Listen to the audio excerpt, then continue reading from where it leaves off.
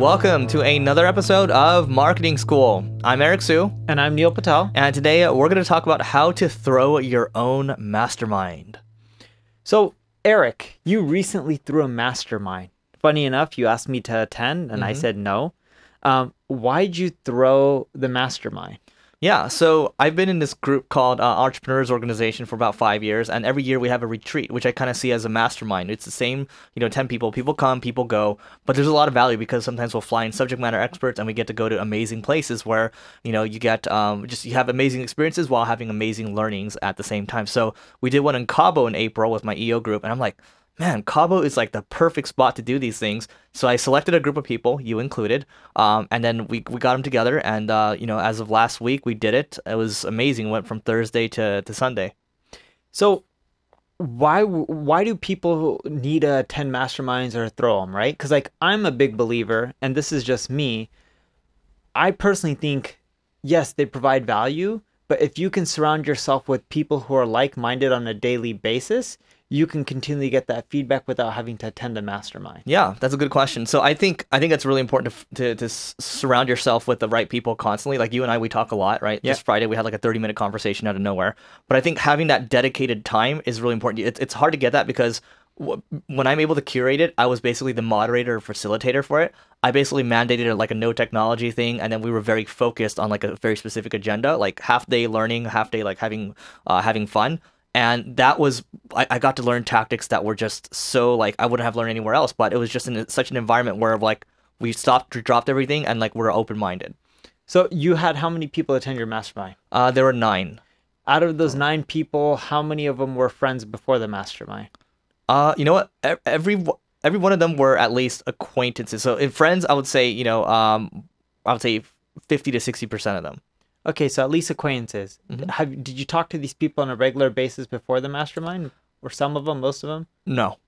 Okay, so there's one key takeaway that Eric's telling you guys right now, in which when you're doing a mastermind, it's not just having smart people, it's also having like-minded people that you're not talking to on a regular basis, because then you can learn something new. For example, if Eric and I did a mastermind with each other and we were just brainstorming for a day, we talk so often, we pretty much we wouldn't get much value from it. Exactly. Yeah. So that's an important part. The second is you ended up having in this remote location, you had all these rules, and you ended up learning quite a few different things. Now, did you take anything from there and implement yet or no? Yeah, immediately. Cool. And did you get results from it? Well, it was basically immediate results because I knew what to do. It's a very sensitive thing. I wish I could share it. I'm going to share it with you after, but it's huge, like company changing. Cool. Sounds good to me. Yeah. Yeah. See, this is the benefit of us talking all the time. So the thing with that is, and the reason I bring up this point, I know so many people that attend masterminds and they all said they learned amazing things, but Eric just did something that most people don't do. He took action on the data he learned. I don't care if you're going to conferences, masterminds. If you don't take action, you're not going to learn anything. Now, when most people throw masterminds, they do this to make money. Eric, was your objective to make money? Didn't make any money. Everybody paid cost. Yep. What did you charge everyone? Everybody, all in, I think total cost for about $3,000. Technically, you didn't charge people.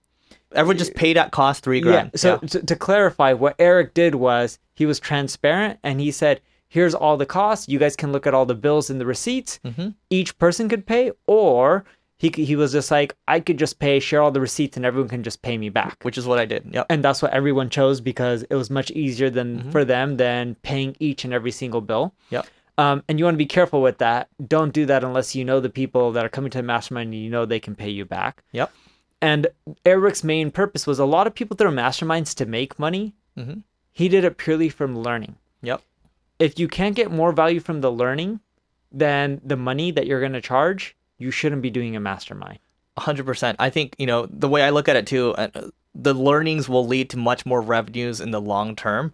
And, actually, there were like 2 opportunities that popped up. But the thing is this, you don't want to throw these things to solicit business because people can smell that from a mile away. Once you do that, the whole tone changes. You want to make this about friendships, going deeper. I mean, some people in the mastermind, they even started like a partnership that I think will be valuable for years to come.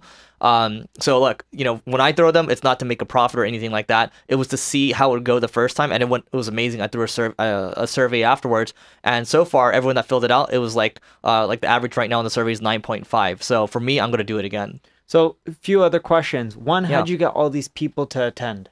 Yeah, so basically, I just sent an email, and you know what? There's But did you just send an email out to your whole email list, or what'd you do there? So I decided, I was like, okay, people all have to be around the same caliber, or so, let's say revenue wise, or they might have to have X amount of employees, or over a certain amount.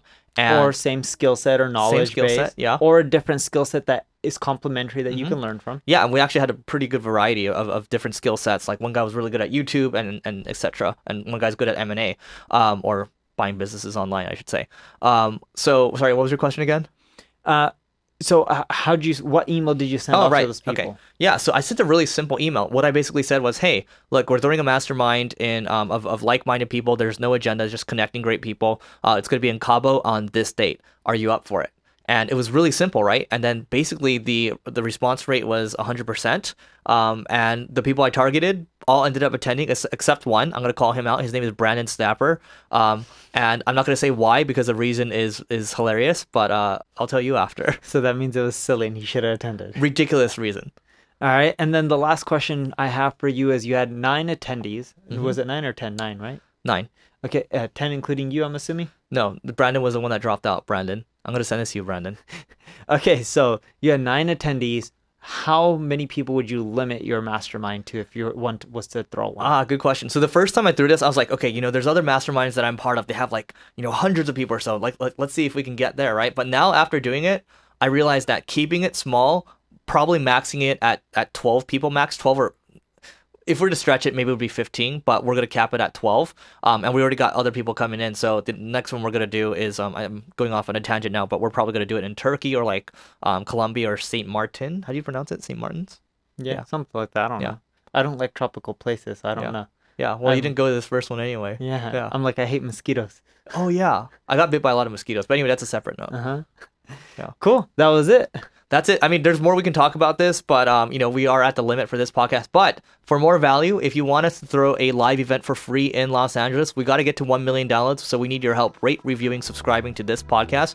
And to track our progress, go to marketingschool.io/stats, and you'll be able to see how we're doing. Once we hit that 1 million mark, we are going to throw a live event, and we're going to also have the recordings. Look, food's going to be free, events going to be free, recordings will be there, everything. You work with us, we'll work with you, and let's make this thing even bigger. See you tomorrow.